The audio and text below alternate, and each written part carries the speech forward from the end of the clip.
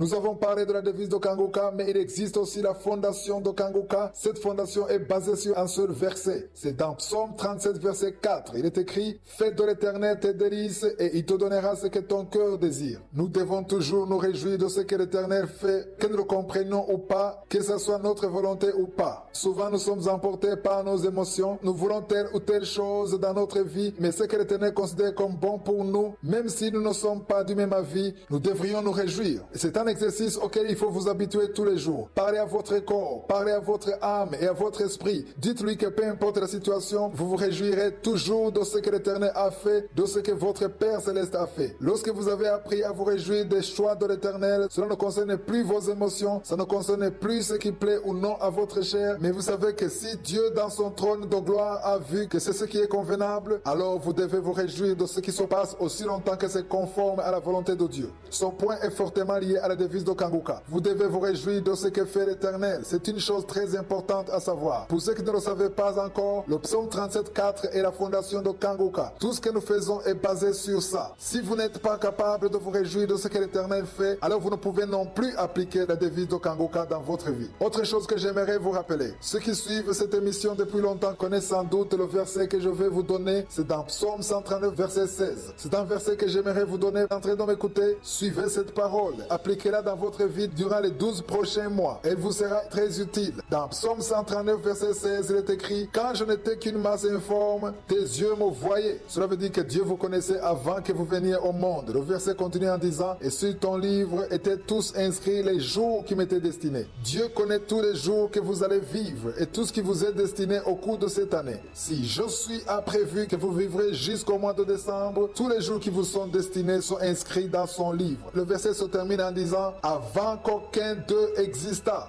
Je vous invite donc à prier au cours de cette année en demandant à ce que tout ce que Dieu a prévu dans son livre fasse réellement partie de votre vie comme il a prévu. Au début de l'année, beaucoup de personnes prévoient de faire beaucoup de choses. Il y en a qui prévoient de se marier au cours de l'année, de bâtir une maison, de faire ceci ou cela. Vous pouvez avoir beaucoup de projets, mais je vous invite à être des personnes réveillées. Priez en vous conformant au verset que nous venons de lire. Conformez-vous à la parole de Psaume 139, verset 16. Dieu a prévu beaucoup de choses pour vous. Il est difficile pour certains d'entre vous de le comprendre. Parfois, nous avons nos propres ambitions, nos propres désirs, nos projets, mais sachez que parmi tous les projets que vous avez, il y en a qui viennent de Dieu et d'autres qui viennent uniquement de vous. Donc, ils ne sont pas conformes à la volonté de Dieu pour votre vie. Il y a un autre verset que j'aimerais vous donner pour le début de cette année. C'est dans Proverbe 19, 21. Il est écrit, il y a dans le cœur de l'homme beaucoup de projets, mais c'est le dessein de l'Éternel qui s'accomplit. Lorsque vous priez pour votre avenir, demandez à Dieu ce qu'il a prévu pour vous. Et surtout, demandez à ce que ça s'accomplisse comme il a prévu. Que ce qui n'a pas prévu ne fasse pas partie de votre vie. C'est ce que je dis quand je prie. Je demande que Dieu ferme toutes les portes qui ne sont pas de lui. Et si vous priez ainsi avec un cœur sincère, Dieu exaucera votre prière. L'autre avantage, c'est qu'avec cette prière, vous ne pourrez plus vous lamenter. Vous ne pouvez pas vous lamenter lorsque vous avez compris les deux versets que nous venons de lire. Psaume 139, verset 16 et Proverbe 19, 21. Je vous souhaite à tous une bonne journée. Que le Dieu que nous servons vous bénisse ainsi que vos familles.